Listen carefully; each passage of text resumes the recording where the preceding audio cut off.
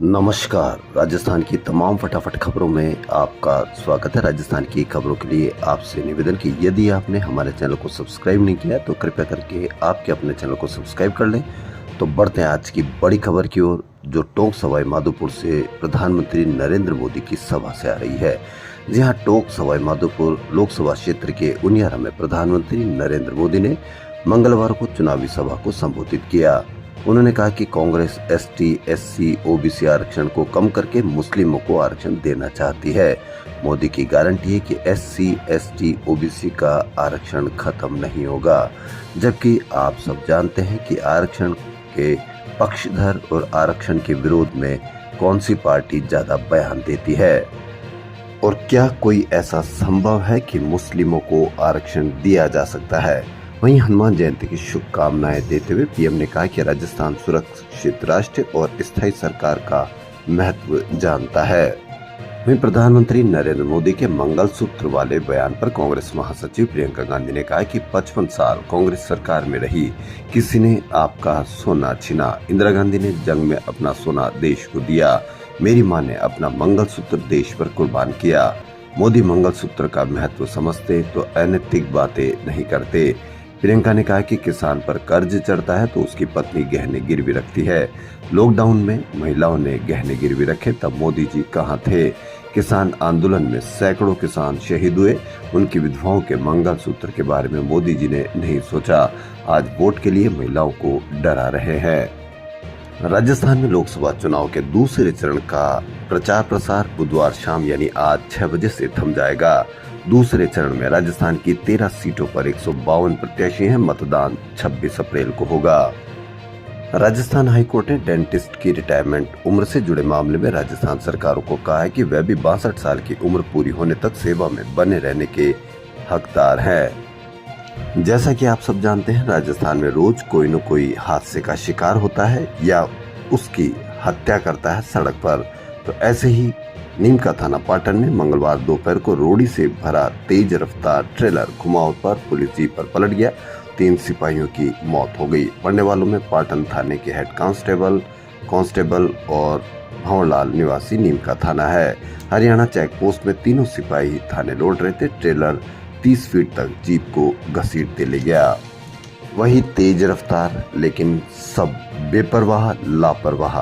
ऐसे ही हम रोज सड़कों पर हादसे नहीं बल्कि हत्या करते रहेंगे, लेकिन किसी को कोई फर्क नहीं पड़ता क्योंकि हम जनसंख्या में बहुत है। लेकिन किसी का परिवार का कोई व्यक्ति मरता है तो उस परिवार में जनसंख्या 2 या 4 या 5 होती है। उस पर कितना फर्क पड़ता होगा, ये आप अवश्य देख लें।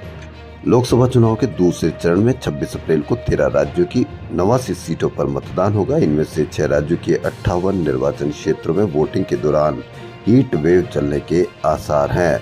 मौसम विभाग ने शुक्रवार के लिए बिहार, पश्चिमी बंगाल में हीट वेव का ऑरेंज अलर्ट जारी किया है। राजस्थान में दोपहर का तापमान 40 से 43 डिग्री के बीच रहने का अनुमान है। मौसम विभाग ने बादल छाए रहने की आशंका भी जताई है। इंडिया गठबंधन के नागौर सीट पर प्रत्याशी और आरएलपी सुप्रीमो हनुमान बेनीवाल ने कहा कि जब मैं एनडीए के गठबंधन में था तब मोदी शाह से मिलता था, तब वे कहते थे कि हमने इतने प्रदेशों में सरकार गिरा दी, लेकिन राजस्थान में मुख्यमंत्री अशोक गहलोत की बदौलत सरकार गिरा नहीं पाए। बेनीवाल लोकसभा चुनाव को लेकर वैभव गहलोत के समर्थन में डूंगरी गांव में जनसभा को संबोधित कर रहे थे। इस दौरान हनुमान बेनीवाल ने कहा कि मैंने सत्ता को ठोकर मारी थी। 2016 में हुंकार भरी जिसमें युवाओं ने मुझे हिम्मत दी। मैंने दिल्ली की संसद में भी मोदी का विरोध किया। मैंने अग्निवीर योजना के खिलाफ राजस्थान में आंदोलन किया था।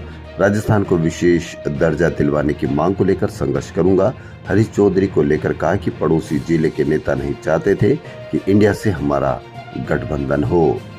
बांसवाड़ा में कांग्रेस समर्थित बीएपी प्रत्याशी राजकुमार रोत ने तीखे तेवर दिखाए हैं। रोत कहते हैं कि मोदी कहते थे कि बीएपी कौन है। बीएपी वो ताकत है जिसने उन्हें यहाँ आने को मजबूर किया।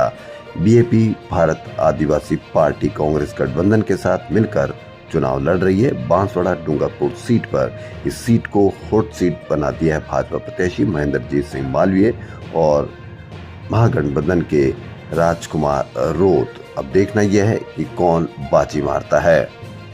जयपुर के राजस्थान इंटरनेशनल सेंटर के पहले स्थापना दिवस समारोह में चल रहे कार्यक्रमों की श्रृंखला में बुधवार से 3 दिवसीय संगीत के 3 रंग कार्यक्रम आयोजित किया जाएगा। पहले दिन कवि सम्मेलन जिसमें और दूसरे दिन गुरुवार को बॉलीवुड गजल गायक चंदन दास की गजल नाइट होगी। आखिरी दिन शुक्रवार को कव्वाल शंकर शंभू के पुत्र राकेश पंडित और दीपक पंडित कव्वालियों की प्रस्तुति देंगे।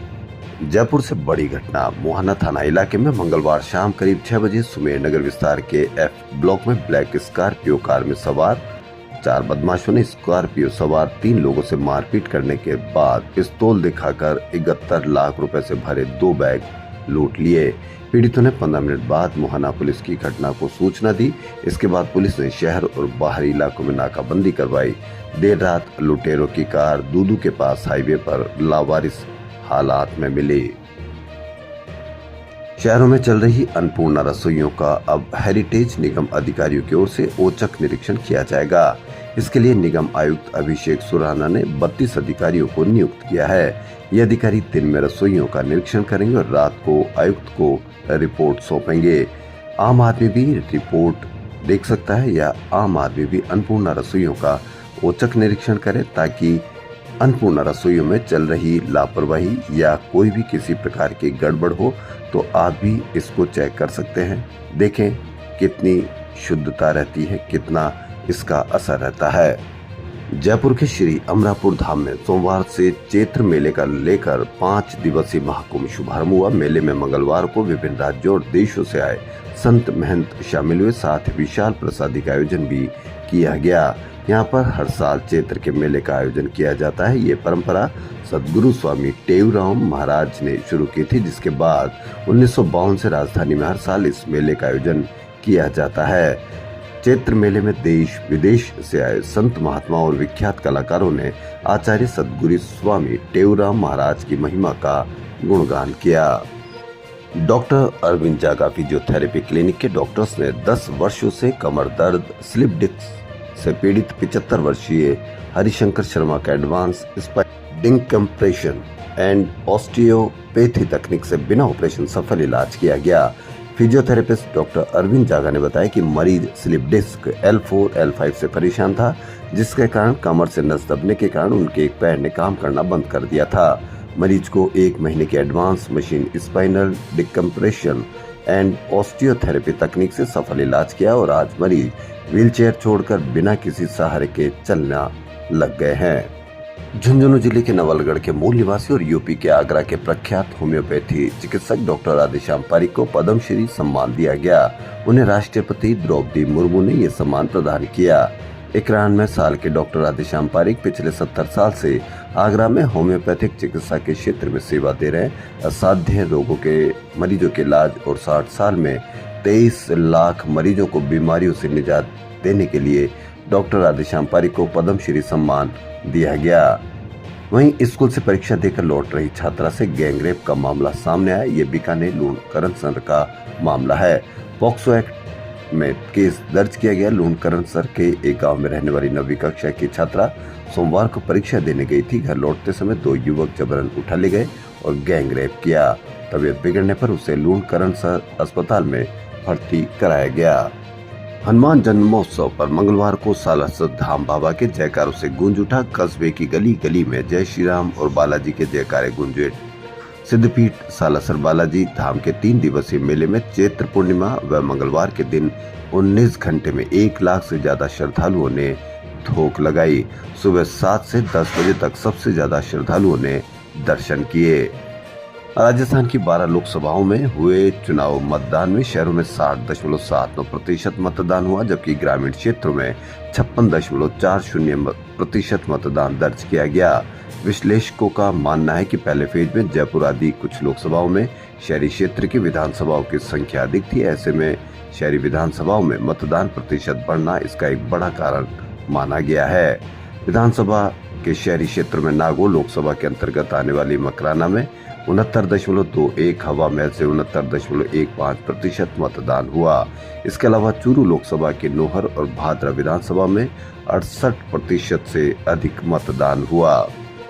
राजस्थान की खबरों फिलहाल इतना ही। यदि आपको राजस्थान की खबरें पसंद आ रही है तो लाइक, सब्सक्राइब और शेयर अवश्य करें। धन्यवाद।